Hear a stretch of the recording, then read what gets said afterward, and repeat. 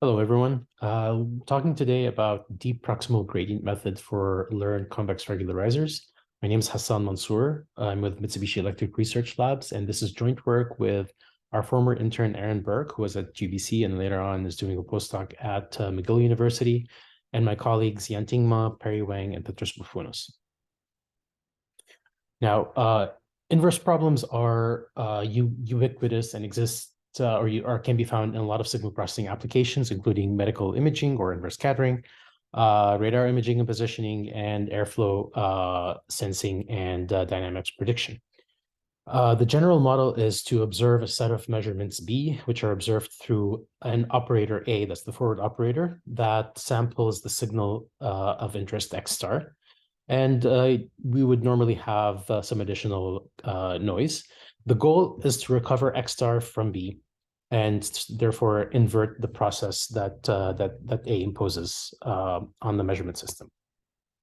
Now, classical formulations set up an optimization problem where you minimize the loss function L of X, which is a mismatch function between the measurements and the prediction of the measurements, plus a residual penalty function rho, which imposes prior structure on X star or on the solution X. And as examples of that, rho could be, for example, the classical total variation penalty function, which imposes sparsity in the transform domain. As you can see over here, once you transform the image into the gradient domain, then you can apply subthresholding, and that removes a lot of the gradients that are attributed to the noise component. Now, one practical approach for solving these optimization problems is to use accelerated proximal gradient descent. And what that does is basically takes a gradient step with respect to the measurement mismatch function and then applies a backtracking step, which effectively, or most of the time, is a proximal mapping operation applied to the intermediate iterate V. And what that does is effectively impose the prior structure on the solution X that we're after. And then you could add an acceleration term just to speed up the optimization process. More recently, there have been approaches that have replaced the exact or analytic penalty function rho with complicated denoisers. And there's a plethora of algorithms that have employed that. I will not go into all of this in detail. Instead, I will talk about the formulation that we're interested in this paper. Basically, we considered learning a penalty function, f theta of x, where theta is a set of parameters that parameterize f.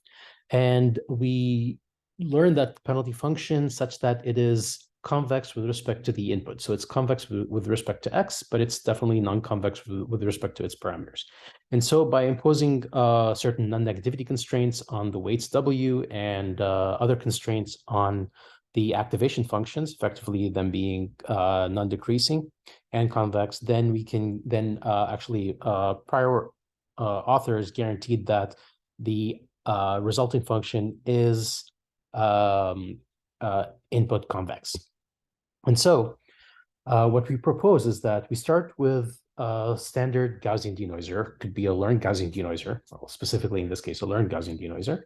And for that Gaussian denoiser D, we learn a corresponding penalty function along f theta along with a proximal mapping operator h psi.